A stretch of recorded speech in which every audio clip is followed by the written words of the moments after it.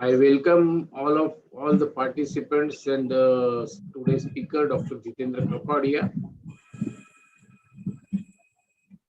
I'm extremely thankful to him for sparing his valuable time and even for all participants on this auspicious day of Holi and Sunday. In spite of holiday, you have shown your willingness and eagerness to hear to the industry experts, Dr. Jitendra Kapadia. Let me introduce briefly Jitendra Kapadia. He happens to be alumnus of our Department of General Engineering at Institute of Chemical Technology, Mumbai. He is basically a chemical engineer, graduated in chemical engineering, and then he did masters in plastic engineering and PhD in plastic engineering from our department. And during his student life, also he has worked with the twin screw extruder, himself, and under the guidance of our senior professor, Professor A.C. Rao. And that has helped him to get a lot of confidence in processing of polymers.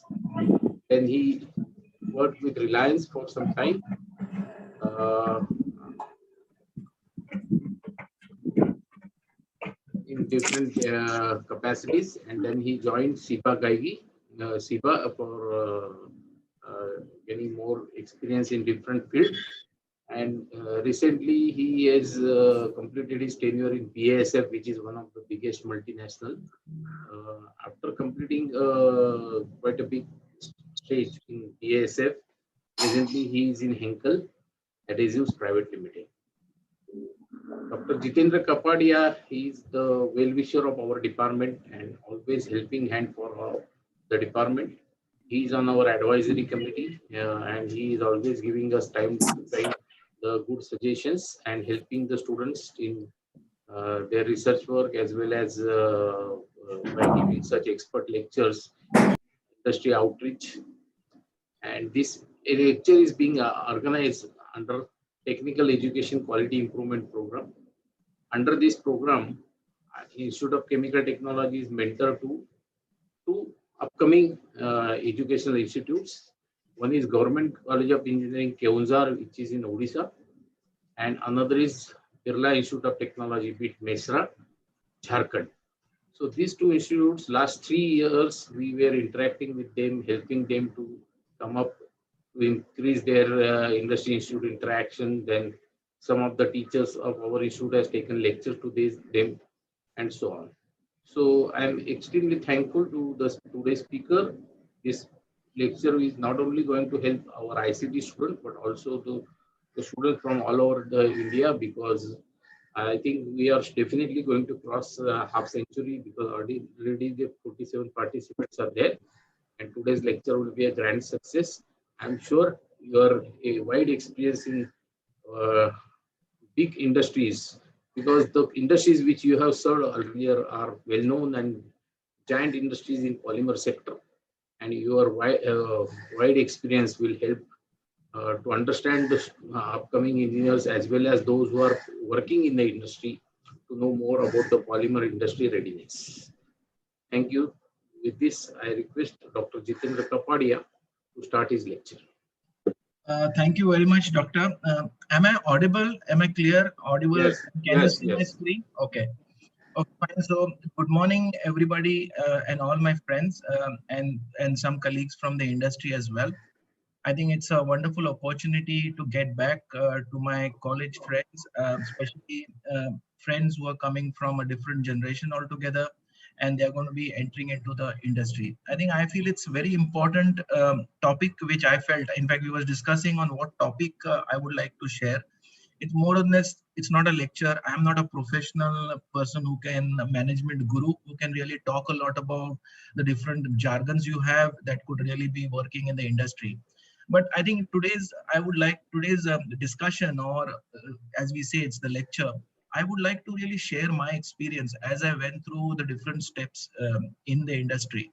And fortunate enough, just before I could start with my slide deck, I would like to mention that it's more of a experience that I will be sharing, connecting with what could be the watch out areas for you as students getting into the industry or people who have already been into the industry. It's important that how we really what are the things that we need to be careful. And again, I would like to tell you, these are not a must do, or these are not the rules and regulations of how you do or get into the industry, but these are some of my reflections, how I saw the industry getting in, what are the areas I felt I could have done better. And that's why I felt it's important for me to share with you, not only right from whatever sampling I did from my research work to how I got my first job, and then how I really progressed to the different job functions I did, different companies I did. And I think it's more or less, it's not something that I'm a very successful person, but I can tell you that this is surely helping me. And end of the day, it's also giving me a lot of fun and satisfaction as I go ahead. So I'll just, another important point I would like to make to all of you friends, I think I really appreciate at this particular age, especially when we are talking of a festival, India festival of Holi, and on a Sunday, on a long weekend, nearly 72 people keying in for this talk. I'm really impressed with the attendance, and I really appreciate that I am able to at least create that interest with the topic of discussion today. So just going into this discussion, I will quickly go to the next slide as we discuss. As expected, the slide is not moving. Just a moment.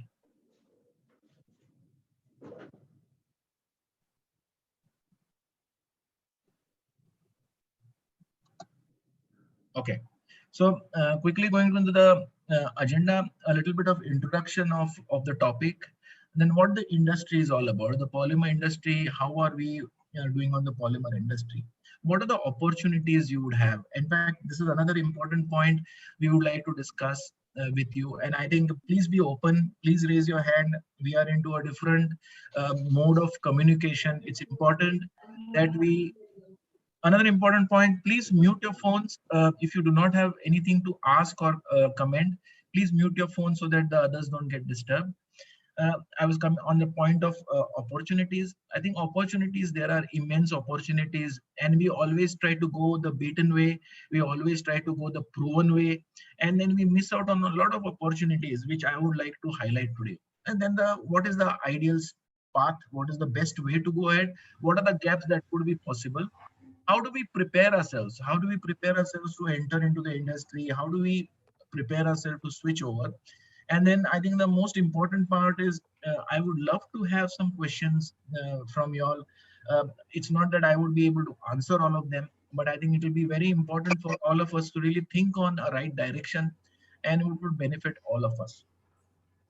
Yeah, so another important point as I go into my slides is we have got a slot, as we were talking of slot of 2 hours. I can assure you that I will not be taking 2 hours. It's too long. I know it's very difficult to concentrate, especially in this mode of communication on virtual Zoom meetings, to concentrate for 2 hours. So I'm surely not going to engage the session for 2 hours, but it all depends on you, how long you want the session. So later half of the discussion would be more into question answers, and I would love to hear what you have got to say. Even general comments is absolutely fine. Is it okay, doctor?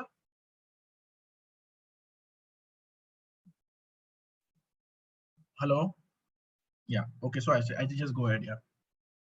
So looking at the— Yes, sir, go ahead, no problem. Yeah, so looking at the introduction, the topic as it is, I was mentioning, it's very critical. How do we go into the new world? When you're saying you are a student, and I think this is going mainly to our students, what we see is pehla job, you did your master's or you're doing your PhD. I think most important thing is job milna chahiye. I think that's the first important thing we are objective. It should be a good package. It should be a good company, a stable company, especially in these times of pandemic. It becomes more important to make sure that we are having a very stable company, company that would be able to absorb you during the uncertainties that lie ahead of us. I think it's important for all of us. And I think this is with my experience, I can share with you. Please look at breaking down your aspirations. And when I mean that, I would like to elaborate a little. what are you looking out for immediately? What you would like to do 3 years down the line, and what you would like to do 5 years down the line. Now, these are very typical questions that a HR department would ask you. Now, please do not connect with that. It's important, and you don't have to really discuss this topic with anybody. It's only up to you to really decide 3 years down the line, when I finish my master's or PhD in polymer engineering, what would I like to be seen as in the industry after 3 years? I think that's very important step that you need to take. Otherwise, in a hurry, we are taking up, and that really would help you take a decision with your first step. Yeah, it should be a mid-sized company, or it should be a small company, or it should be a giant company, a MNC that I need to get in, because that's going to really answer with your aspirations you have. It becomes very important that if you are missing on this, just go in a hurry, take a job. We are stuck up with that job for some time. We find something which we are not wanting to do, we are continuing doing in your first job. Makes things a little frustrating, and makes you start thinking, plastic field mein aaya, industry mein aaya, ye sahi kiya ya nahi kiya. So these are different questions that come. I think so most important is, and I'll tell you one more point as I go, a general comment from my side. Many of these things I have not done. I have not done, and this is just what I feel is very important for you to understand as you go into मला तर touch पण नव्हतं. yeah. Request you to mute your equipments or phones, please. Okay. Another topic is basically when you say, when you talk of aspiration, that is one part. The other is a clear on approach and direction. This is very much similar of what I'm talking of the aspiration. Are you really interested in processing? Are you interested in management? Are you interested in sales? Are you interested in business development? Are you interested in product development? There are different functions, because as you enter into the industry, there are different functions that you would be exposed to. And that's where you need to take a important call, that this becomes very important. Another important thing is explore. It's important to do a little homework before you could get into any industry or any company. It's important to reconfirm, does it have the right type of directions? What are the strategies it have? Due to the latest networking systems which we have, during the net you have, the different search engines you have a lot of information that flows across. And you will be able to get, I think 20 years ago, this facility was not available. Today, we are very much in a position to come to that particular position where you come to know a lot of details that can be derived and work. Another important fact, I think one of the most important point on this slide is differentiate. I can share with you the experience I had. I think it's important to differentiate, and it could be either in your master's work, or it could be in your PhD work, or also it could be in your personal interest. I can tell you the reason how I got my job at Reliance Industries. That was my first job after doing a PhD. Getting into Reliance Industries at those times was difficult, because we didn't have a lot of PhD tech students in plastics. And luckily, again, here there was no planning, and that's where I would like to share with you, friends, students, that it's important that you differentiate even in your research work, differentiate in your work you're doing, how you can connect to the industry. Luckily, I was working on rotomolding. Rotomolding as a process. I'm sure all of you all know what is the rotomolding process. Very few have really done research work on the rotomolding process, especially in India. And rotomolding industry in India is only limited to widely, it's mainly into water storage tanks. When you see the black color water storage tank on top of any structure, that is the rotomolded water tanks. Now, I had done my master's and PhD in the rotomolding, and that strongly differentiated me, and that matched with the requirements of Reliance Product Applications Research Center. They had done a huge investments in a rotomolding machinery equipments, and they weren't supported to develop their segment in rotomolding. See, that's the best way I could get into Reliance. And that you can imagine that was in fact the only reason I could get a job at Reliance. Otherwise, I would have been like many other PhD tech or some of the PhD tech then who had actually finished their PhD in some work.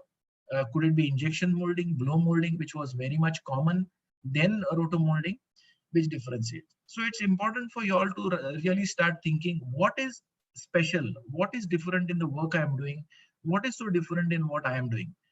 All students in masters, PhDs, graduation, be it chemical engineering, mechanical engineering, electrical engineering, all get the same type of education. What differentiates you from the others? That is something very important. Industry is looking out for that. They are looking out for what is this particular candidate differentiating, what is the value they bring to that particular organization.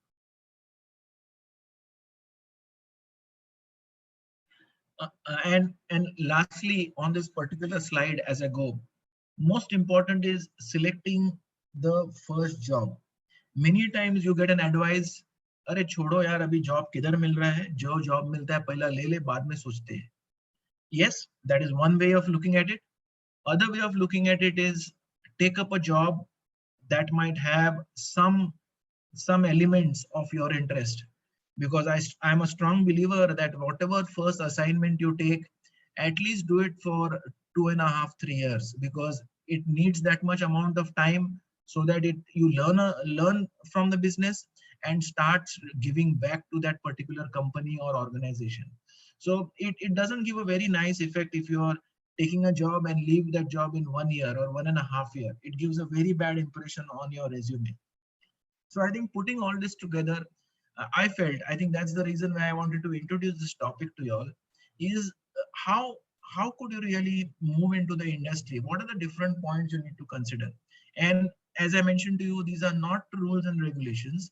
These are just general feelings I have that you should be keeping this as your watch list. You need to really check on yourself.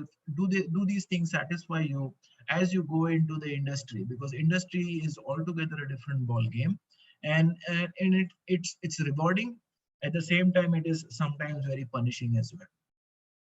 Any questions or any reflections on the first slide on the topic we would be discussing today?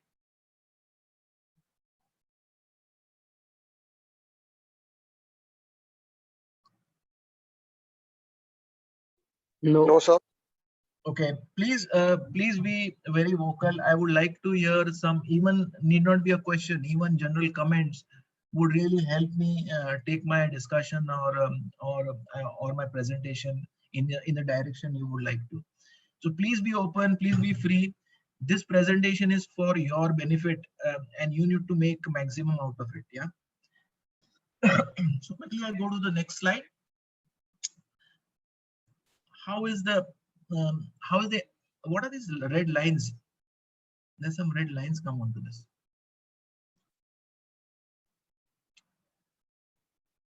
Anyway, so it's not disturbing much. I think we can continue. Can you see my slides? Everyone can see my slides? Yes, sir. Yes, sir. Yes. Okay. Okay, so now we are understanding the industry. So most of us would like to be in the industry.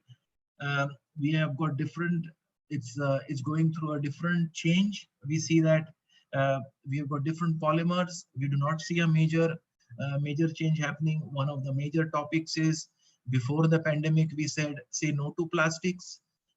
We see that there is a lot of nuisance caused because of plastics. We have to say single-use plastics. You must have all heard of this. It's important how your research work, your topic of research, how does it communicate? How does it connect to these topics? And remember, these are some things which are, this solution is something which is very badly needed by the industry. There is a major change that happens. Now, before that, as I was telling you, before the pandemic, we should not use plastics. There was a ban on jabla bags.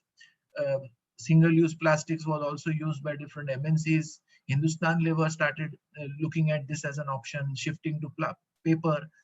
A lot of changes happened. And then we were all taken by surprise by the COVID pandemic. You see the wonders plastic is doing during the time of the pandemic. You have the PPEs, you have so much of non-woven polypropylene being used. No one is uttering a word of banning plastics.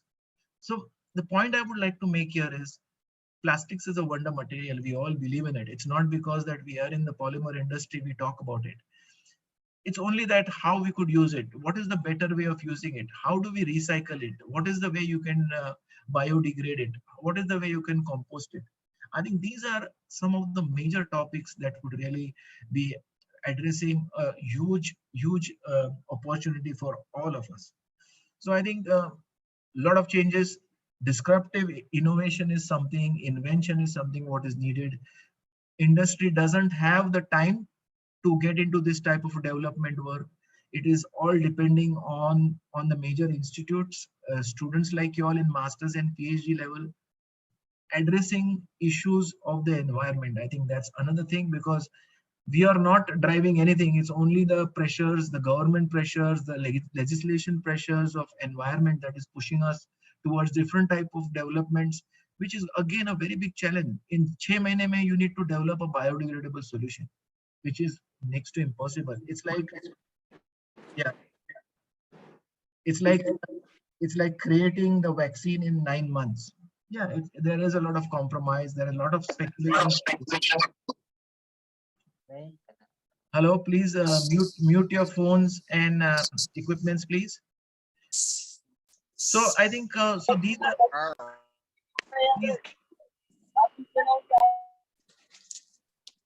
okay. Another important topic where we are talking of the industry where we feel something really missing, a missing link, which we talk about, is application developments. I think these are something which are on the slow track. There is a lot of saturation you see in a lot of application. Most of the applications that could be possible by plastics have already been achieved. They have been implemented very well, very efficiently. You got very good product designing, polymer designing done. You got a lot of blends, alloys that have been made for different. And I think commodity plastics have actually replaced a lot of engineering plastics. Engineering plastics have replaced a lot of conventional materials like metals, high performance materials, and also wood and other conventional materials. So you see a lot of changes happen. This has reached a saturation. You don't now whatever development you see in applications for polymer is very going into very small steps, very small application, very small potential that get into this. So it's important to see what areas we could really look at. I think one major area for the industry is environment concerns, biodegradability. You're talking of compostability. So you can imagine as basic engineers, as basic chemists, earlier you are made up wonder material which is long lasting like plastics, and now you want this wonder material to degrade after some time of use. So that's surely a very big challenge. But I think this challenge everyone is facing in all industries. I am at the moment at Henkel Adhesives Technologies. There we are working towards a product which is having very good tack, very good bonding strength, which can stick very fast, last very long, which can withstand water temperatures. And now we are also looking at options where we can have a reverse effect, where we can have a debonding when subjected to certain conditions. Now this is all going to address environment concerns and recyclability and separation of different raw materials. So this becomes another important product. Another thing is, if you all know, because you all must be in touch with and aligned with the latest developments happening globally in the polymer industry. We haven't heard of any new polymer being developed in the recent past. I think that's one more thing that is missing. Many a times, whatever development you see could be a small incremental modification of the existing polymer itself. I think that is not helping much to have a disruptive type of invention. So we are in this particular industry, and I think one area which is very common, very clear, that we need to really be focusing on environment concerns. We have global players churning out a lot of tons and tons of polymers, be it commodity engineering or even elastomers. You've got the thermoplastics and the thermoset materials. It's important to see how you can recycle them, reuse them, downcycling cannot be a solution for a very long time. It's important to see how you can completely recycle them and make it into the environment cycle where it is not damaging the environment. I think so. This is a major topic where the industry is all talking about. Henkel and other industries in adhesive are also working on different solutions. We are still not there.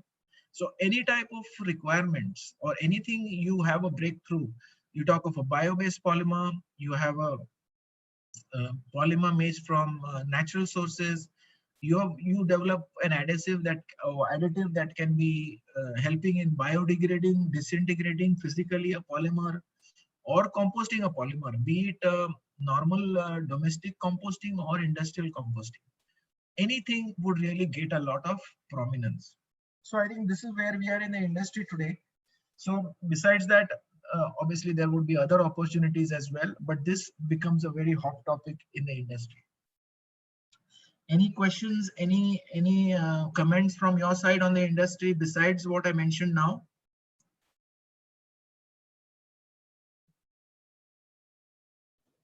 Padia sir, lot of development is taking place in application of polymers in construction industry. It is growing at a pace of more than 25% nowadays.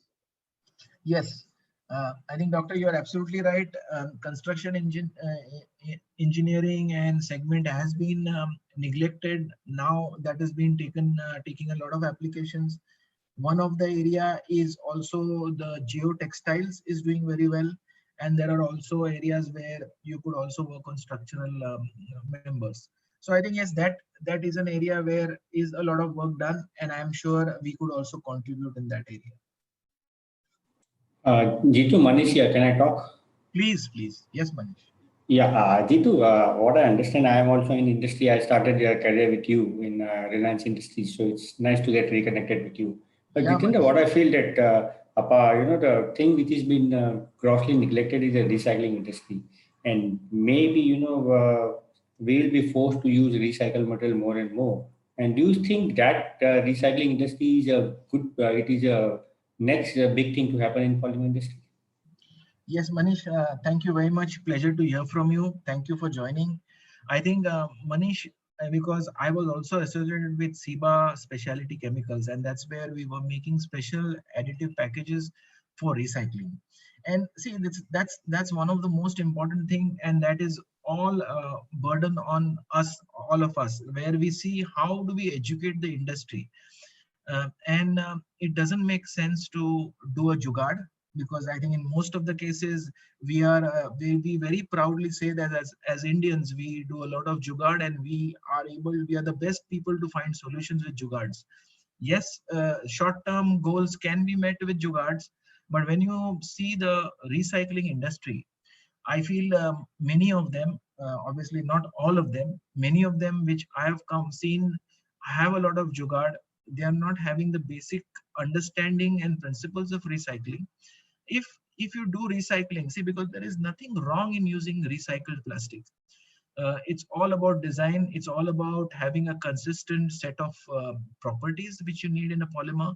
If you are able to maintain that consistently, then you can design different applications for that particular polymer. Recycled polyethylenes or polypropylenes, commodity plastics can also be used very effectively and widely. And I surely see a lot of scope for that. Obviously, there could be non-technical reasons where if you start using recycled polymers in a more organized way, then the virgin polymer might not have much takers. So I think it's a chicken and egg story, or it can be both ways, a double-edged sword that we see, that we have plants, investment done by resin manufacturers who are churning out tons and tons of material. So without naming them, but you've got a lot of capacities already installed. Now, if you have a systematic approach for recycling of polymers, I think you also know it equally as what I have done, is you could really have a consistent set of properties for a polymer, and they could be used very well. So if you're not doing it well, a recycled polymer does have erratic behaviors, and which cannot be used in any application, not to a end of the line application like a bathroom bucket as well. So so to answer your question, yes, very much there. There is no reason for us to really look at this as a very serious sector of recycling of plastics. Yeah, Jitu, just want to share with you that, it is something we always talk about lead by example. Now, we are with, resin producers are producing, as you say, 10 tons and tons of material. But I think these producers are the ones who take an initiative, like what Total has done in USA. They have come up with, a polymer called, they have 25% blended, what they call it as PCR, post-consumer recycle waste and everything. So Right. I think it's a part of industry, and maybe institutions like IICT and maybe IITs and all, who can lead the way. Because it's something where, people should do it right now. Otherwise, we'll be forced to do it. Otherwise, because it's doing a lot of damage to the environment. And secondly, and one more question I have is, you mentioned about oxo biodegradables, you put it in a bag. What I feel it is more damaging, this biodegradable thing, because it cut polymers into smaller, fragments. And those fragments are more dangerous for, particularly marine life and all, rather than a big bag and everything. Because those are not visible. Maybe just to give you an example, if you use a water bottle with recycled plastics into it, it has few micro particles, micro polymers with low molecular weight. That's going into our system, in our body. And that's more damaging compared to, the plastic itself, the whole plastic itself. No, absolutely. Manish, completely sharing the same opinion with you on that. Even with the washing machine outlets that go out has a lot of polyester fiber content. I think that is further polluting a lot of water bodies. Now, obviously, I'm not coming to any particular conclusion that we should be either doing biodegradability or oxy biodegradable. It's important to understand and come to a very user-friendly process which could make plastic more friendly to the environment and can be recycled. So when you talk of circular economy in plastics, I think that is a big drive that is going on in Henkel as well. We are looking at circular economy. I think that's the key thing where we need to work on. Biodegradability and compostability would be very challenging because polymers in general, I would say in general, are substances or wonder substances that last for a very long time.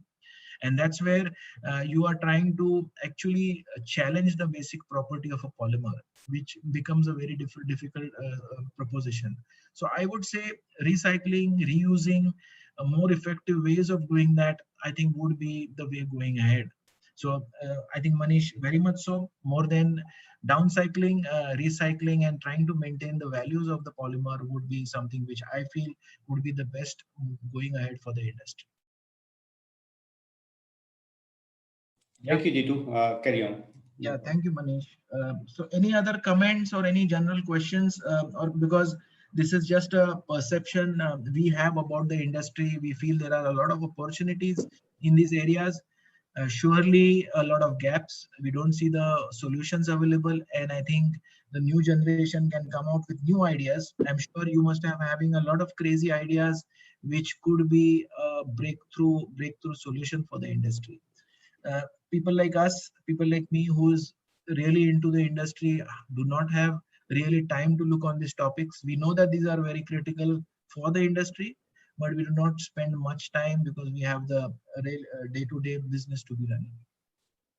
Dr. Jitendra ji, I am Sarode speaking, Professor Sarode. I just wanted to add that a lot of development is taking place in use of waste plastic in road construction nowadays. Okay. Many new corporations are implementing this solution, and Municipal Corporation of Mumbai also made a stretch in Mulund, and that is lasting very well and not showing any sign of distress as compared to the similar road constructed in the similar area without plastic. So they are monitoring that meticulously. And this year, my student also did some work of recycling of plastic in roads and in concrete. Okay. Yeah. I think there was because as I mentioned, I think thank you, doctor, for putting up that point. Regarding that point, I have attended a couple of seminars and meetings with the government of India on this.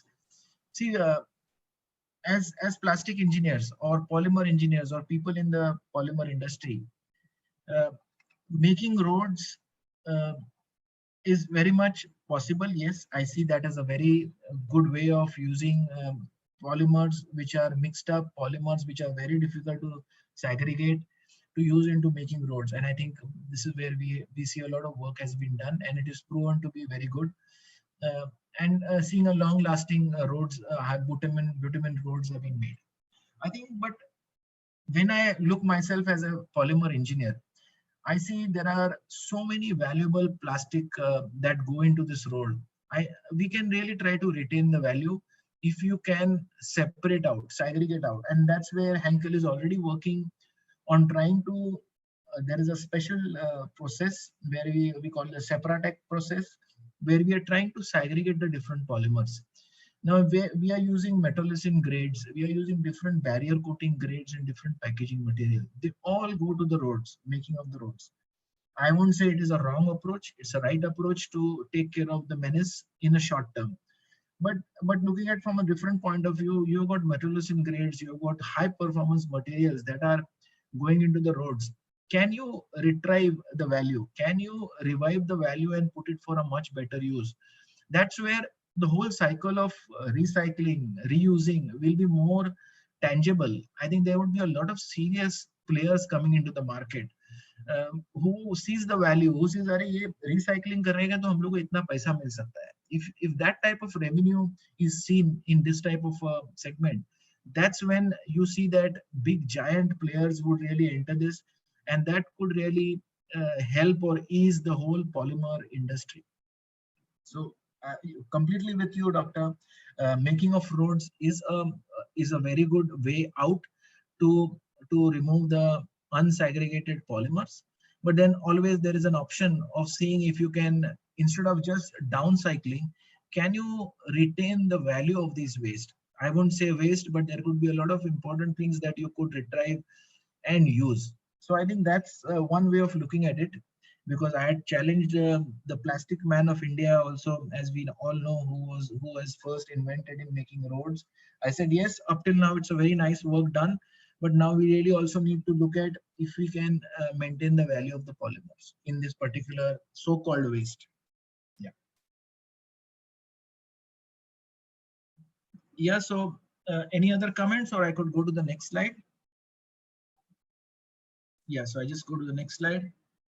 So then talking of opportunities, I'm just switching over a little topic where we talk about what are the opportunities that all of us have in the industry. And opportunity never comes as an opportunity. It comes in different colors. It comes in different shades and different times. And I think many a times there could be areas from where you might have not imagined. There could be a failure that has happened. You might have failed in something which gives you a new opportunity. There are some changes that happen, as Dhirubhai Ambani always used to say, look at every change, let it be good or bad, as an opportunity. And I'm a strong believer of that. And throughout my career also, I see and experience that. Do not get disheartened or do not get flattered by a negative event or a positive event. Any change is an opportunity for you to grow. It's an opportunity for you to really take care. To just give you an example, the recent example which we all will agree, from March, exactly a year ago, from 2020, we went into the pandemic, a complete lockdown. I think there was a lot of people who lost their jobs, a lot of people who had to stop their businesses, a lot of people who had a tough time. But there were so many other people who started their business or switched over business very fast. They adapted very fast. A lot of new opportunities have come across. Today we are speaking to nearly 75 people here without literally moving, actually having any type of any discussion. Just to give you one more example of how things have changed. Opportunity. In BASF, we had a customer, without naming that customer, in Silvassa, a very big customer in cables and wires.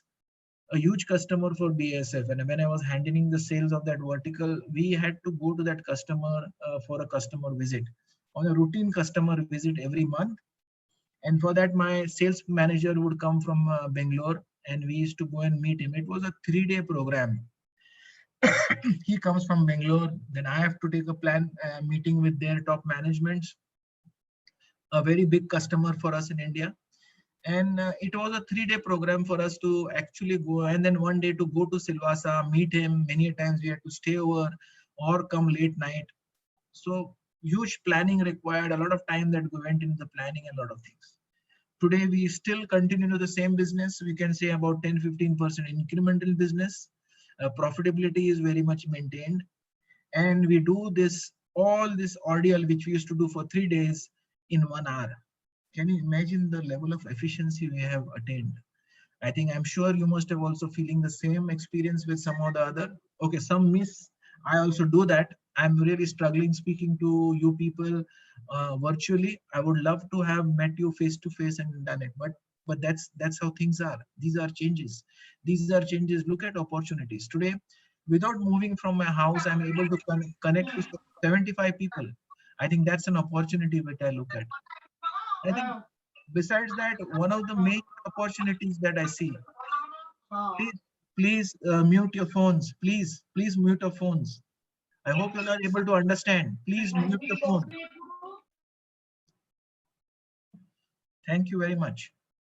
I think the last point here, when you look at opportunities, is advantage India. I think one thing that has made it very evident. I think that was the last thing that has made it so evident that we are in a very geographically in a location which is of paramount importance, and a lot of action happening, and which will be driving a lot of things. Many of the MNCs see India. I would not club it to Asia Pacific or AMEA or any of the regions, but I am just saying India is a growth engine for business. The way people or MNCs are investing in India, this is something which we all need to look at as advantages or opportunities. Please look at this as and I think you all are placed at the right time and at the right place. And it's important for you to see what are the different benefits you could get. There are different innovation centers that are opening up. There are different plants that are being put up in the different locations in pan India. And I think this is something which you need to watch very minutely and see what advantages. I can give you a quick example of what BASF has done, put up their innovation center in Mumbai. Huge investment. I was a part of their total setup. Now at Henkel, we are converting the product development lab into an innovation center, and then this would be a stepping stone to a much bigger innovation center for the AMEA region, and this will be a global footprint of the innovation center for Henkel Technologies globally.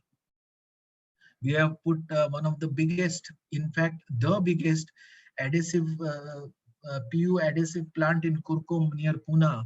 It is the biggest facility that we have in Henkel. So you can imagine the type of investments done here. And I think the same goes with the other MNCs which we are talking about.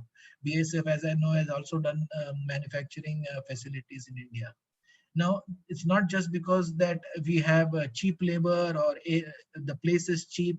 It's also the captive consumption is much higher. The way we work here is much better. The policies are much friendly for investors to come in.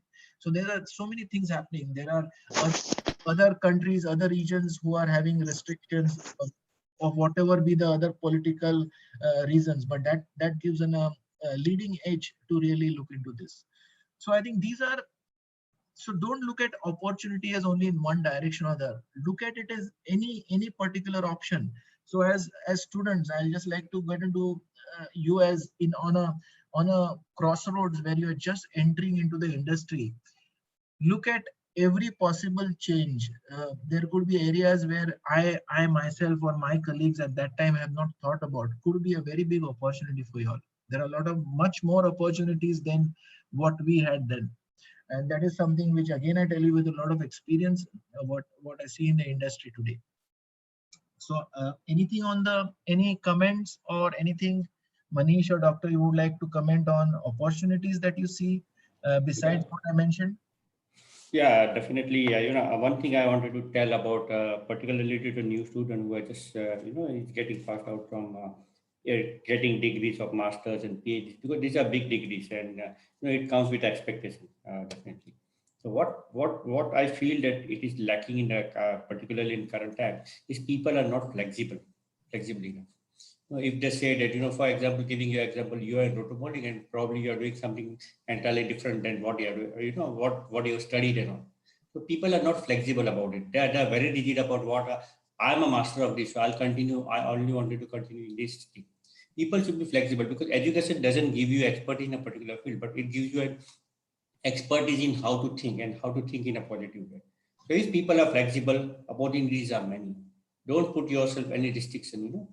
And there is, once you have that kind of mindset, I don't think there is any lack of opportunity. People who struggle to get job after getting such a higher education.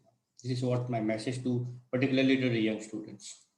Very much, Manish. I completely agree with you. I was going to speak on that. Flexibility and adaptability. I think that becomes very important. I think again here I would like to give you my example. Obviously, it's in the subsequent slide, but I can quickly mention that to you. I did my chemical engineer master's PhD in polymer.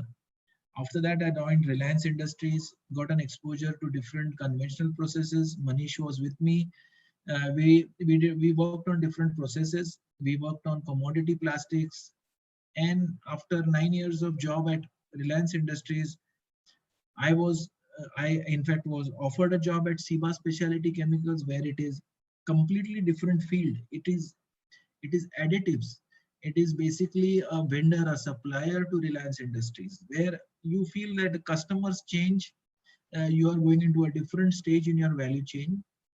And obviously, from Ciba to BASF was not much of a difference, because the company was globally taken over by BASF. In BASF, different programs, because every companies have different programs for their employees.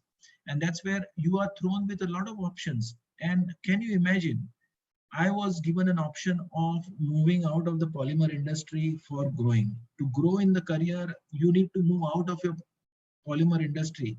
After spending nearly 14-15 years in the polymer industry of technical marketing, technical center, product development, I was offered a job, and this was a very good opportunity to grow in the career. And that is where they said that you need to be a product manager of a civil project.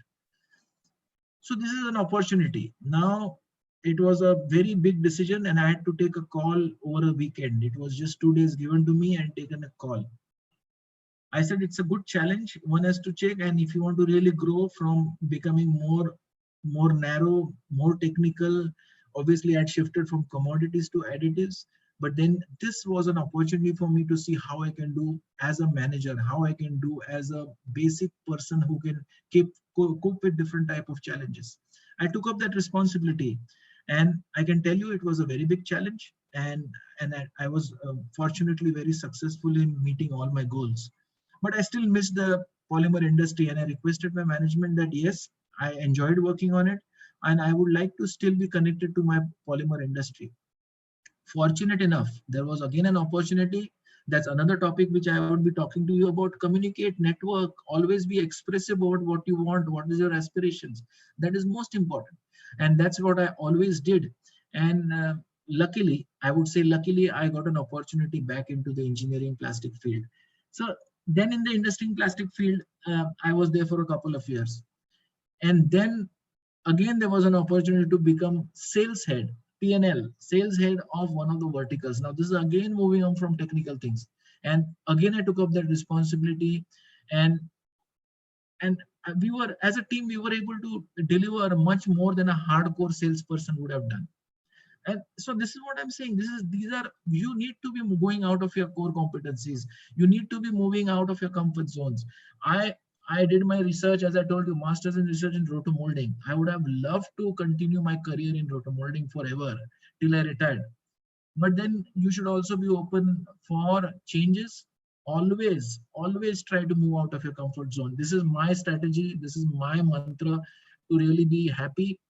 And one more important thing is keep learning. I think this is where, if you want to keep learning, I think Manish knows it. When I was in Reliance, I was looked out as a rotomolding expert, and there used to be customers calling us and calling us and giving us a lot of weightage.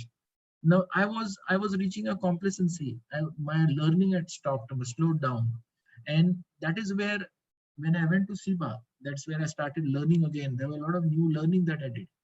Today, if you see, when I changed my job in 2018, this was again a request coming from the market. I have joined adhesives. I never dreamt of working for an adhesive company. And in my first interview, I told them I am not got any experience in adhesives. And the management said that we are not interested in your adhesive expertise. We have a total team that handles it. It is only you should be able to manage this team. And I think that's where I took up this responsibility today. As we go into 2020 and 2021, I have been given an additional responsibility of product optimization of adhesives globally. Can you imagine, from rotomolding, my journey to adhesive product optimization is altogether different. And as Manish said, adaptability, flexibility has to be there. Otherwise, I would have been stuck around with my rotomolding. And at Reliance itself, nothing bad in that, but the growth would have been very different. My learning would have been very limited. And I think, and I would have really gone into a different level altogether. So I think, yes, opportunities are there and flexibilities has to be there as well. Please look at that as a constant point for you. Be ready to take up new responsibilities. As technical people, we are always possessive about our work. In rotomolding, when I get back to my example again and again, friends, but just to tell you, to give you, to make it more clearer. In rotomolding, at that point of time, I felt I was the best. There was no one who could have done better than me. No one knows about rotomolding better than me, besides some professors, Crawford, who was in UK, who are supposed to be the father of rotomolding. Besides that, no one else knew rotomolding as good as me. That complacency sets in, and that really actually decays you. That slows down your growth. And that is what something you should be watchful of, whatever expertise, because as technical people, we feel that this subject knowledge, I am very good at it. No one can teach me about it. And we keep on harping on it, and we are not willing to leave that. It's important to grow. You need to move out of these things. From a more concentrated, focused role, you need to go into a more generalized role. And that is becoming very critical for your growth. Quickly just going across. So what are the gaps as we see? Quickly going on to this one, I can just tell you one thing when you talk of what are the gaps, what are the things for you. It is very, very personal and very individual. It cannot be very general. Today, if I look at myself, again, I take example of myself again. And if I try to mimic somebody, if I see my manager or see my boss and he says, "Oh, I would like to do like him so that I perform like him and I grow like him and I get his position," I will be frustrated. I will never be able to perform like him. And that is something very important. And I have learned this again with time. Never try to compare. Never try to compare with the second person. There is always competition, and that competition has to be with you, yourself. Always try to improve yourself than what you were yesterday. Do not try to improve or try to be better than someone else. I think that is the best way or best policy to improve on a continuous improvement. Don't try to mimic. Don't try to copy. And I tell you, you are bound to do well. You're bound to perform well in any functions, any job, if you are liking what you're doing. As Steve Jobs has mentioned, I think it's something that you need to look out for a job. You need to look out for an activity which you love to do. And it's exactly like the very famous Sachin Tendulkar story, which we all talked of. Sachin Tendulkar had come into cricket. I think many of you all must be knowing, He wanted to become the fastest bowler, and that's where he had come to start learning cricket. And see where he ends. I think there was a piece of advice which he got, luckily which he got at the right time, and he took up to and that's where his coach told him, why don't you try your hand at batting and see where he's today. So it's ultimately loving what you're doing. There might not be coaches and guides you might have, everyone might have as lucky as what Sachin Tendulkar had, but then obviously we need to self-reflect and see what you could do. Just correlating with this, again, one more example which I had was when I was in SIBA Specialty Chemicals. There was a program there was a very nice tool where there was a form which I had to fill up, and this was one of the training program, and it was called a self-reflection tool, in which you had to keep filling a questionnaire. About 25 questions had to be filled with different options, and at the end of the form there was a total that came up, and that showed what is your aptitude. Could you become a senior management person? Could you become a vice president? Could you become someone into a technical field? Are you technically oriented, or are you somewhere into management orientation? So it actually gave us a good reflection of that. I started doing it, and I was tempted to become vice president. I wanted to go to top management, so I filled up the form the other way around. Actually, I started from the end and filled up the form. I will tell you, believe me, that form did not agree with me, because I was then checking all the answers that I had. It never checked with it. It did not tally with what I was actually doing. So just to give you something in a nutshell, you need to be very fair to yourself. Good morning, Mia.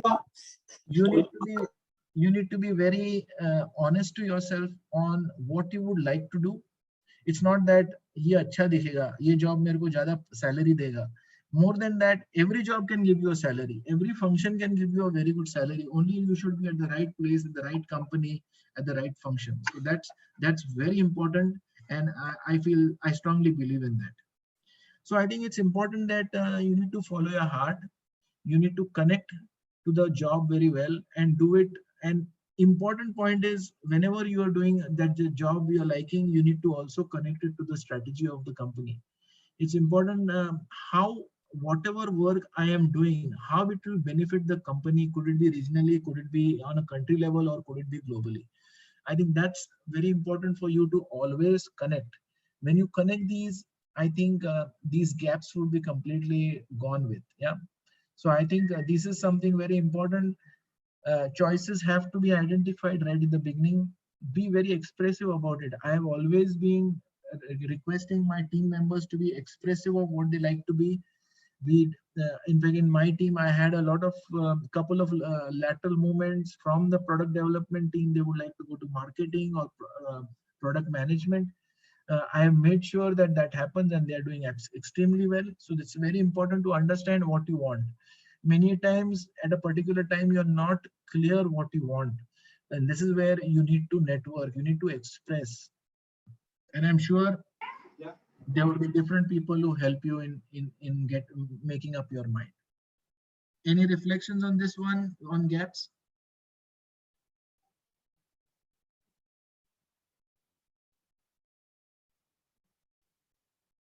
Okay, then I quickly go to the next one.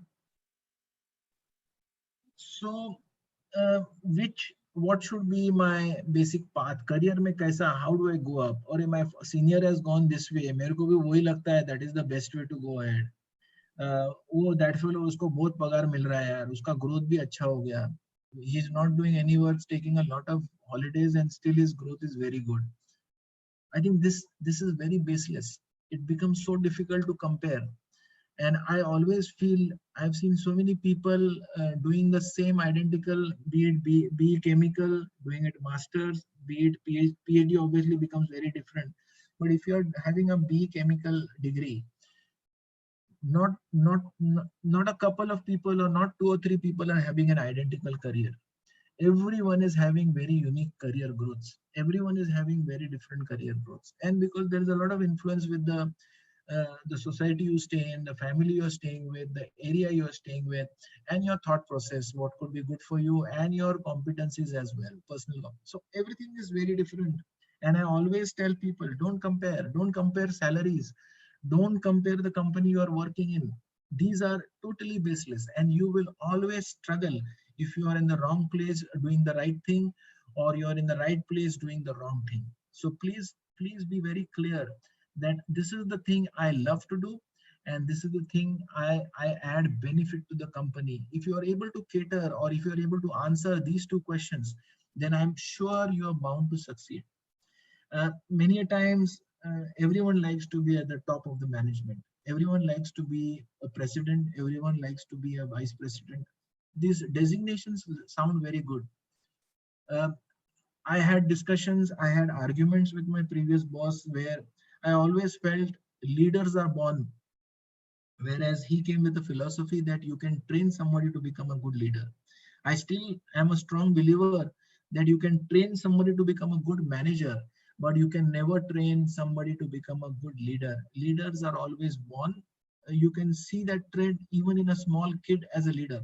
And that's why I strongly believe that you are born a leader. And there is nothing to, everyone doesn't have to be leaders. It's not that I aspire to become a leader. You cannot aspire to become a leader. You can aspire to become a vice president. You can aspire to become a managing director, but need not be that you're a good leader. So please do not mix up with these words. It is very clear. Leadership is something inborn. Managers are something which you could get with acquired skills. It's also successful if you become very good followers or very good implementers. Please keep that at the back of your mind. It need not be that you need to be always at the top management to be successful people. And as I mentioned to you, every path is unique. Everyone is unique, and everyone can add value. Everyone is talented, and I strongly believe that. I've been working with different teams right from my Reliance days, and I see that I have not come across any single person who is completely useless or completely doesn't have any type of a talent that can do benefit to the organization. Yeah, with that, I think that is on the path you need to take for careers. Any reflection from any students or anybody else in the call? Yeah, I would be having some. Yes. This is James. Actually, I've completed my polymer science from MIT, and then joined Supreme Industries as a GET, and then possibly left in 3 months as self-resignation to start my own startup. So that is my background. I was previously awarded a PPO from ONGC Petro Editions and a patent pending on polymers. So apart from all these things, I chose something that is out of polymers in wireless space, and then got an angel investment and VCs on the line. So the one thing that always interested me was polymers, and it's still interesting down the line. But the part in polymers in India, we do not find in investors looking in maximum parts apart from recycling sector. That is the trend I found in the investors in India. Is this the same with the industries as well? If we are looking out to investment firms from Reliance or any other companies down the line, what are they really trying to invest into in Indian startups? Yeah, I think thank you for the question. I think Indian startups, it's important, as you rightly mentioned, the hot topic is recycling. I think because there is a tremendous pressure, and startups will, like you are having, firstly, very happy to know that you have gone with your heart. I'm very happy, and I'm very sure that you will be successful. Firstly, I would like to say that. Secondly, yes, it's going to be a tough path where you're talking of the choice you make with the company that works and the projects that work. Any company you approach today are going to talk only recycling, circular economy. These are the topics that come up. That's mainly because they are pressurized to do that. It's not that they are the only topics. There is a lot of other topics. What is of interest to you? Have you what are the different companies have you approached up till now? Who are the companies you have approached now? As of now, we had approached just Bansali and Supreme Industries, as they are into ABS one. We are into the ABS, not recycling, into the ABS sector for consumer goods, trying to innovate something for the end-based consumer so that it does not become B2B2C, but directly B2C with a good marketing down the line. Yeah, but okay. In this forum, I can just answer you saying that no, it's not only just recycling. There are many other projects that companies would be interested. I think you need to further broaden your approach to different companies. Yeah, but the first topic that really comes across is recycling or circular economy. So if you are able to talk in that direction, you will get a foot in the door. You will be able to get a foot in the room where you will be getting an entry into discussions with these companies. I think that's one approach I can tell you. But besides that, I can tell you there would be projects that would be also not related to recycling or circular economy, which would be of interest. People are working on that. In fact, offline, I would like to connect with you because there would be a lot of discussions that happen, and let us see how if I could connect it to any relevant people also in the industry. So that would be Sure. I'll try to, because the reason why I say that is right from my commodity plastics in Reliance, then you have got the additives. I'm still in connect with most of my additive customers as well, because they still call me for recommendation on additive packages. Then in the engineering plastics with BASF, also connected with a lot of customers, altogether very different. And now, of course, in the adhesive field, in the product development, again, a very different set of customers. So very much connected to the polymer industry and different value chains and different stages of the. So let me just check if I understand your requirements rightly and if I could connect it to the right people. Yeah. Thank you. Hello. Yeah. Any other comments or any other questions? Dr. Sir, I am Yes. Professor Sarode. There is big scope for Indian industry, cement industry particularly, to use the plastic for recycling, which cannot be recycled and made into any other reuse, to use it as a fuel.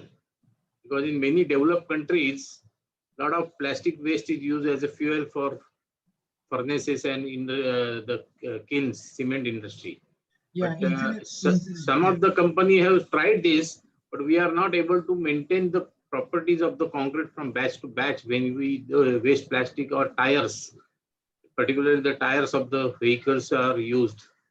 Yeah, very much so. In fact, that is a major topic where we are talking of either incineration, using it as fuel, or also using it for making roads. I think these are topics where if you are able to effectively do that, I think these are where we need to see. We in our academy or at our college, we might not be able to get a complete solution from one of the projects, but I think we need to break up this whole problem into smaller parts and try to evaluate these things. I think if we are able to connect to these topics, doctor, I think it will be a lot of value addition, not only to the department, for the individual also who is working on this.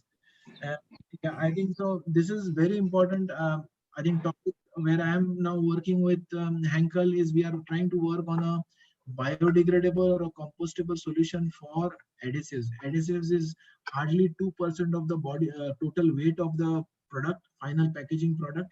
But still, as per the specification, we need to have 100% biodegradable material, and that's where the adhesive is also being developed into a biodegradable or a compostable product. So you can imagine the work we're doing, and any student who is interested can contact me, and I think we can work. We are already looking at that on a global level. In Europe, we are already working on that. Similarly to your story on the cement incineration or use of fuel, I think again is a topic of something where we should be working on a small level at the university level, so that we could connect to the industry much better. I think, see, this is exactly what I'm saying. No one in the industry is going to welcome you till you speak their language. I think this is one of the most important thing to connect. Today, if I'm speaking to my student friends, if you are not able to talk of something of my interest, I would not be interested to. It's like a waste of time for me. For me, it's a different story because I would like to give back what I've got from my college or from my educational institute or all from my colleagues or alumni. But then everyone doesn't feel that way. It's important that we speak the customer language, we speak the industry language. And for that, circular economy, sustainability, environment safety are the major topics. If you are able to connect to them, any of these topics in the slightest possible way, direct or indirect, I can tell you, you would connect to these industries, they would be able to hear you well, they would be able to entertain you well. And I think this is something which is very important for all of us to look at and align accordingly. Yeah, Professor Saroda Manish here, you can think about incineration is one of the ways, but, probably it contributes to some environment also. When you burn a plastic, it's not a plastic, but, the additives inside the plastic, which could be a toxic, you're doing some toxic addition to environment. Yes. What I feel, connecting cement industries with, construction industries, particularly with recycling issue, quite a bit of polymer fibers have been used as a reinforcement in cement and construction. And one of the things where, the biggest contributor to polymer pollution is bottles, water bottles, what we are drinking. And let me tell you, 60% of these water bottles, when they recycle, they make into fibers. And these fibers can be used into cement and or construction. It can go even into geotextiles and all. So there are ways you can use these recycled plastics into construction industries and all. It's only about, you should think how innovatively you can do it. Yeah, very much so. So yeah, so there are ways we can, certain areas where we are already established ourselves. You've got textiles also being made with the PET bottles. So polyester material is being downgraded to boxing straps and then also to t-shirts and many other things. So we are working on this, but then we need to really establish a very friendly way of doing that. Yeah, so quickly just going on to the next one. Options possible, as I mentioned to you, um, uh, I think these are, most of these topics are discussed, and I think we discussed on this on the earlier slides, but I think lots of opportunities, lots of options possible. Important is follow your aspirations. It's very important. Most important is aspirations. You need to break up your aspirations very clearly now, just as students, what you would like to do 3 years, what you would like to be doing in 5 years. Okay, things change, the aspirations change, priorities keep on changing, on the personal front, on the official front, keep on changing, but it's important that you keep on redefining. Be very watchful on what are the things changing around us. Discuss on priorities, make clear what you like, what you don't like, what are you good at, what you are not good at. I think this becomes very important for you to again and again revisit. It's important that you communicate with your guide, communicate with your boss, your manager, your colleagues. It's important because that helps you in further deciding your next options that could be possible. Companies are already always in the planning mode. If you are clear with your aspirations, your options, then when there is a suitable opening, you could be considered. And I think that's what I always keep on telling my team members, that please be open and very vocal about what you would like to have. Doesn't mean that you will get it, but at least whenever there is an opportunity that can be offered to you. So I think that becomes a very important topic here. Options, you need to look beyond what is being shown. So in fact, there are a lot of options which could be straightforward.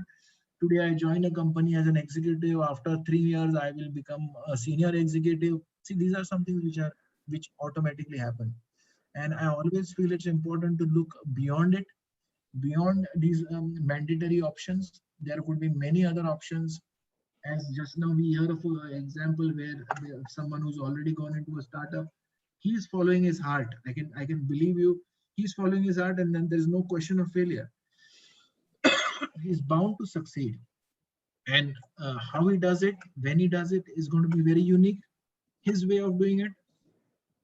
He's not going to do it listening to Kapadia or anybody else. He's going to do it his way, and that will be a very unique way of doing it. Yeah. And another important point, I think, last week we had a training program where we were talking about this. A lot of how do you, what is the prepare, how do you prepare yourself? I was talking to my daughter the other day. She's doing her MBBS, and I was asking her how would you differentiate? How would you differentiate? Because in 1 year she will become an MBBS doctor, and there are so many doctors coming out of different colleges. And I said, you will be one of them. How do you specialize? How do you differentiate? How do you become something special? And I think one major thing that really differentiates you from the crowd is your soft skills. How you talk, the tone you use, what are the type of questions you ask, what are the body languages you use. All those things really play a very big role. Many a times people have the feeling, "Arey, mera subject knowledge itna acha hai, but I am on the right side. Why I should really be talking in this particular way, or why should I take that extra effort to go and meet him or talk to him?" These are very, very small things. I think there are some things which I also don't need to discuss with you. You all are very well knowing about it. You would be having much better soft skills. This is a very subjective topic where we are talking of soft skills. But then this plays a very important role, be it your corporate culture, be it your startup, be your small business you're looking out for, or any spokes of life. I think one of the most important, even your personal relationship, I think soft skills are going to be one of the differentiator for you as you move ahead in your careers. Agility in mindset, I think Manish mentioned it, and I also strongly feel mindsets have to change. You've got a mindset, fixed approach, you have a plan to it, but there is a possibility that you might have to completely change it. You need to have that agility to do that. You need to really look at the pros and cons of a new option possible, work on it, and then needs to be a very disciplined approach. And most important, stress. I think I recently saw one of a slide which talked about actually taking to stress is just not required. Reason being, if you've got a problem and if that problem has a solution, there's no need to take a stress, solve it. If there is a problem which doesn't have a solution, then again it doesn't make sense to take a stress. So if you've got a problem and got a solution or don't have a solution, both ways it doesn't make to take stress at all. But having said that, it's much easier to saying it. Everyone is made up differently. Some are nervous temperament, some are not so nervous temperament. So the level of stress within your body goes up and down. Looking at the different demands with the fast going life, so many things to do, there is a lot of stress that is built in your body. And that's where it's important to de-stress. It's important to take care of your health. And I am not a medical doctor, but I can tell you about 60-65% of whatever ailments or whatever illnesses you get from the hereditary, from your genes. The remaining is something how disciplined you are, not only with your work, your planning, but also how you take care of your health. I had a family friend, a national tennis coach, and he always told me that if you are not dedicating 1 hour every day to your body, just to take care of your body, you have no rights to live. And I think he seriously meant it, because he said it's very important that you give good importance to your body so that your body will be able to support you during this taxing times of stress. And as I mentioned, network and teamwork, very critical for preparing of anything or during any execution. I think this becomes a very important thing. I think that's something helping me a lot also in the different projects I'm running during my career. So I think these are some of the preparations you need to be doing. Soft skills is something which you need to practice.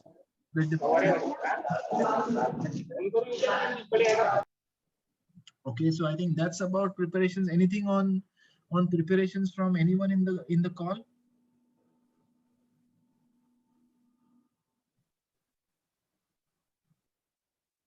Okay, so I think we are more or less coming to the end of the slide deck. So when we are talking of discussions, I think it's important, as I always keep on feeling that unfortunately we are not having a face-to-face call, but it's important that we collaborate. I think it's people always feel that competitiveness. If I tell him about this opening, he might apply, he might get a better chance of getting this job. There are a lot of opportunities in the industry. Please believe me, there are a lot of opportunity in the industry, and there is a job for every one of us. Uh, Obviously, at different levels in your career, you are surely to get a lot of options. We are all very fortunate to be in a country like India. So tremendous opportunities available. Obviously, the 2020 pandemic did shake us up, but I think we are getting back on track, and there are a lot of opportunities. So please, please collaborate. I think it's important to network. It's important to exchange ideas, ask a lot of questions, communicate aspirations. These are very important points which I have learned as I have gone ahead in my career.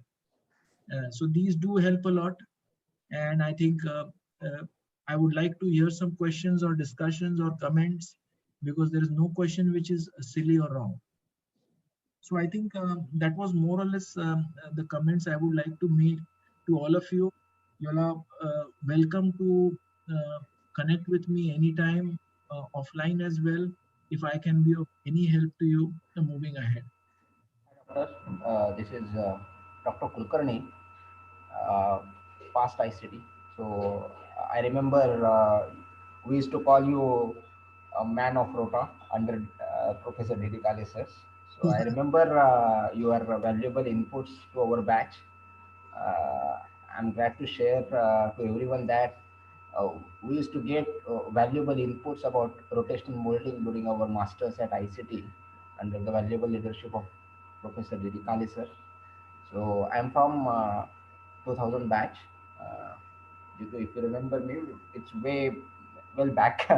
It's almost 20 years back, Okay. and I'm glad to see the same style of presentation still you are maintaining. Hats off to you. Sorry about it. No. It's really good to maintain that kind of repo, and it's really nice to hear you after a long time. Thanks Yes. for your valuable inputs. I am associated with MIT. Thanks to Sarodi sir also, and thanks to all my MIT students who joined sincerely. Thanks to Prajwal for the valuable information for today's lecture.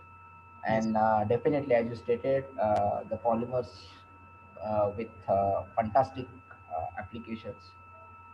We used to respect that material, and we can see the sky is the limit of our success. Very much.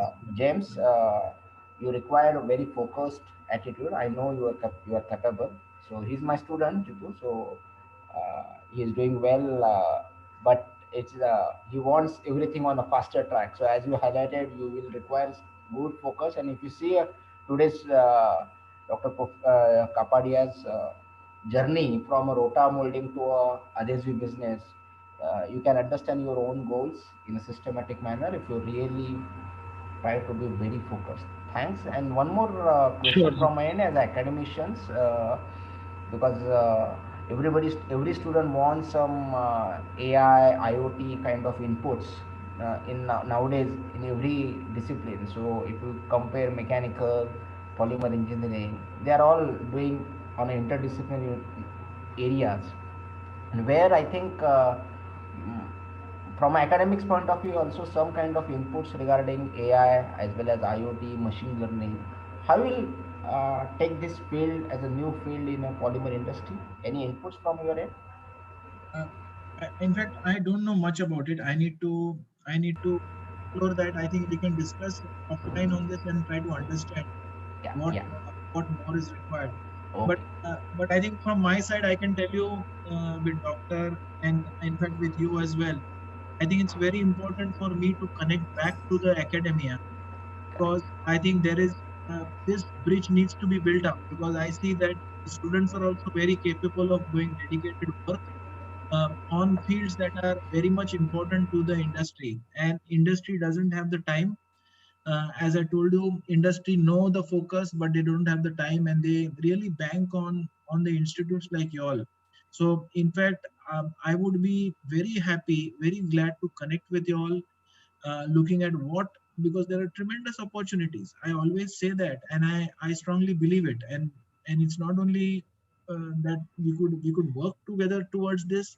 It's not only creating jobs, much easy ways of creating jobs, but also students working on topics which are very relevant for the industry. It's not मेरे को masters करना है तो उसमें थोड़ा filler डालो, treat करके filler डाल के एक पॉलीमर में डालो, उसमें एक प्रोसेस में निकाल के डेटा कंपेयर कर को थीसिस बना के दे दो. That will get you the degree, but it will not get you any value. It's not going to give you any value.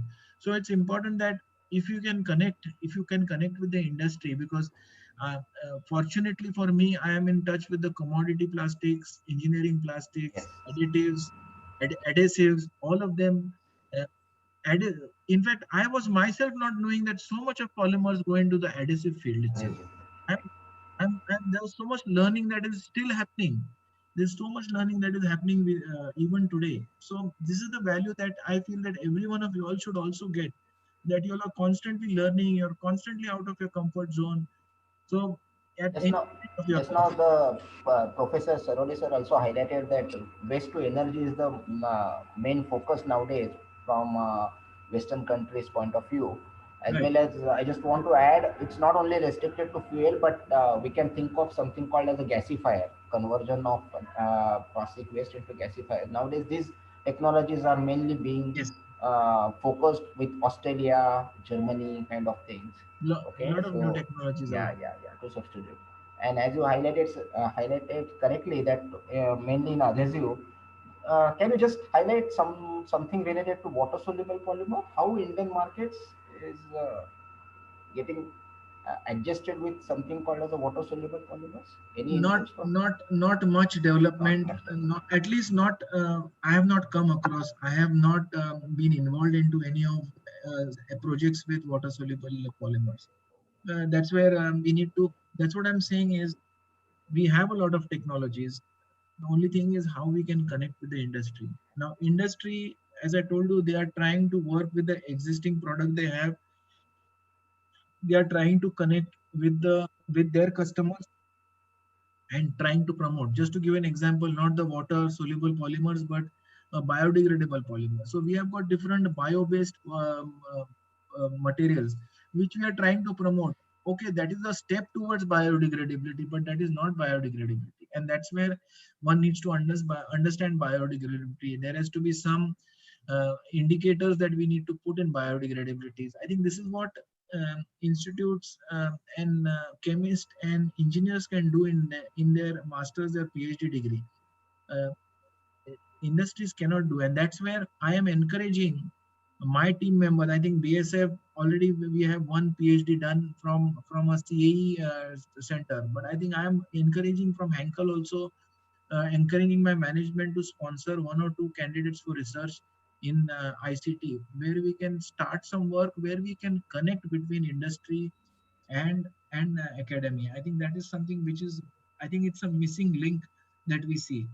So that's where you have technologies, you have got water soluble technologies, you've got many other technologies which need to be connected to the requirements of the market. Otherwise, they would not get the value that so many of our students, capable students, are working on. But unfortunately, they have to work into an altogether different field, which I feel is not right. Jitu, Manish here again. As far as water soluble polymers is concerned, there are some polymers available, but not all of them are commercially viable, because this could be a little complicated unless you make it at industrial scale. Yes, one polymer has made a little mark. That's what we call it as PLA, polylactic acid. Yeah. But unfortunately, the availability of this polymer is very less, and it's all polymers. When you talk about it's all it's like supply demand gap. So it is available at a very high price. So price is a big barrier unless it comes up in a big production quantities. It still will remain a distinct dream for countries like India. Yes, so there are.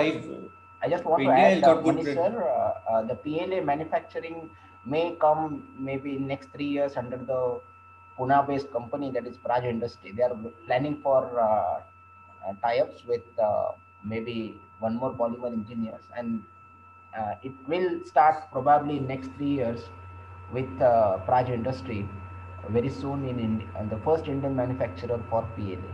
So that will be one more inputs from my end. That's a very encouraging news. But Yeah. unfortunately, what they're aiming at, maybe, after 10 years, 15 years down the line, will this PLA will be able to replace non-biodegradable polyethylenes for all flexible packaging? The answer is no. So you have to really think out, little differently and, little in a positive way. It's all about, the polymer pollution and all this is not created by polymer itself, but it's created by our mindset, because we litter the polymer, we throw, and we don't treat polymer the way it should be treated. And that is what is the reason. So probably it's a time to change our mindset, how we think, how we dispose polymer, how we use it. That is what is more important. We should value the value of polymers, correct? Right. So let me tell you, just to give you an example, the carry bags which are getting banned. Now, people throw this carry bag only because it's available in free. Whenever you go to mall, it will give you free. When they started charging into it, when you started paying for it, you will use it very carefully. That is what is one of the solutions we are talking about. Yeah, true. Very much true. Very much true. I said that needs to be, and I think besides discussing the social and political factors, I think one important point which I stress on is whatever work we are doing at institutes, be it IIT, ICT, anywhere else, it needs to connect with the industry, and strong industry relevance, not only sponsorships, but I would say there should be a part of the industry also paying in this research work. So I think that's something which I would love to do, and I'll be working closely with ICT.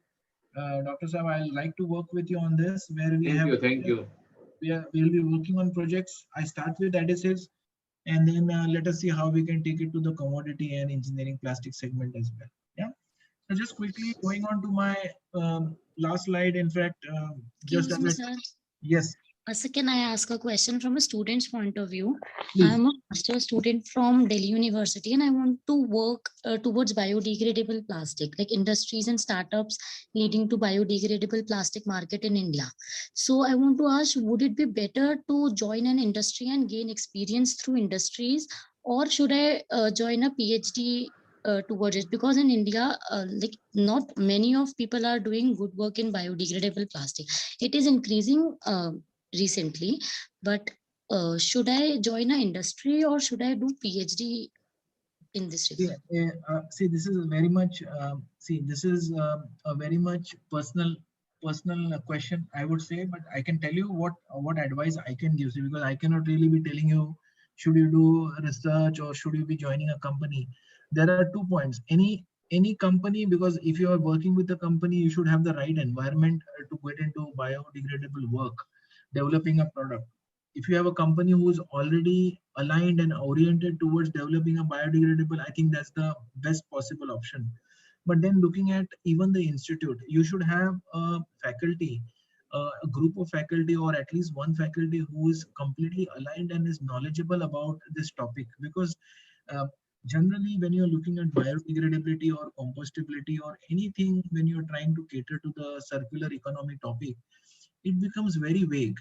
So when you say, I would like to work on biodegradability, and if you join XYZ institute or even a company which presumes that they are working on biodegradability, for all you know, they might be having very little expertise, and then you will be struggling. खाली नाम के लिए रह जाएगा कि you are working with biodegradable project पे काम कर रहे हो without any success. So it's important for you to understand we are at a stage where I can tell you we do not have a very clear-cut solution either in the industry nor in any research institute. But I think you need to do a little bit, as I mentioned to you, with whatever networking you can do. You need to first find out, is there a company, because there are many small startups which had come up. They did a little bit of work. Now they are switching over for many other compromises on the type of biodegradable solutions they are providing. So it's important that it's good that you have got an interest to work on biodegradable solutions, but at the same time, it's important to do a little bit of homework. Offhand, I will not be able to answer you this question, but just to give you a path to really start thinking on, either way is good. I would say either way, if you have got a serious company with at least a couple of people who are got knowledgeable on the subject, then I think it's worthwhile joining the company because you start getting a salary as well. Otherwise, in the institute, you have got work going on in sustainability or biodegradability, and certain level of connect is there with this topic, then also it will be much faster for you to get into research. Only thing is, when you're getting into research, there is a personal, social and monetary burden that you don't get a salary, but you're working on a stipend. And would that be justifying for you to carry on? Because it will at least be 3 to 4 years of research work we need to do. So I would say, if you could do ideally, so answer your question, if you are working with you connect with a company, tell them that I'm interested on this topic, and then enroll into a PhD and connect this industry to the institute. That will be ideal, I can tell you, for you to really do work, because they will be funded. If not funded, at least there would be an outlet for your technology, whatever you're developing at PhD level. Thank you so much, sir. Thank you. Dr. Kapadia sir and all the participants, I'm Professor Sarode. My personal opinion is, in coming years, a lot of infrastructure development is going on. So a lot of need will be there for polymer applications in improving the performance of construction materials. It may be either a coating or paints, or it may be in the form of plasticizers, super plasticizers, viscosity modifying agents. And there are good number of people in this field manufacturing melamine formaldehyde or naphthalene based plasticizers or carboxylic based plasticizers, and their growth of this industry is more than 20% in spite of all this pandemic and other issues. Okay. So I think good. So I think it's nearly coming to the end of the time. So we could really engage ourselves for 2 hours. So that was pretty nice. So just quickly going on to my concluding slides. I think these are 2 great personalities which I strongly adore, and I wish to follow a little bit of what they are doing. I think Dhirubhai Ambani ji, I think, is a visionary of his own. I think he strongly believed in looking at every change as an opportunity, and he took maximum benefit of that. And I think it's important.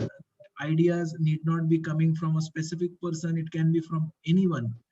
And that's where networking or connecting with different people is very important, because for all you know, your research work, your friend who is got working in a different topic altogether, a different industry altogether, might give you so much leads that might help you in your research work. So it's important that do not feel that only technical आदमी होगा तो ही उसके पास ideas होगा. There can be ideas from anyone. It's not a monopoly that it could be having from one. And Mr. Ratan Tata's comments, which I strongly feel is, if you really want to go far, you need to work as a team. It's very important that you work with people. And I am again a very strong believer of this. Could it be that you are a team player? You could be a team manager. You should be able to delegate work. You should be able to take work. You should be able to share work. You need to consult with different team members. Because I've seen a lot of managers who really grow to the level of managers, and they miss out on delegating work, and they are struggling doing the workload that they are doing at different levels. So it's important to get into the habit of delegating work, discussing with people. And that's where, if you want to really go a long way, you need to work as a team member. And lastly, as I conclude my presentation, wish you all a very happy Holi and a safe one. Obviously, for all of us, it's going to be a very different Holi. Holi is meant to be meeting people, having fun together. But I think with the situation we are in Maharashtra and the different parts of the country, we might be having a very special Holi this time, a very different Holi this time. But at the same time, we should enjoy. So Holi wishes from my side. If there is any other questions or any comments you would like to make, doctor or anyone else from the call, please.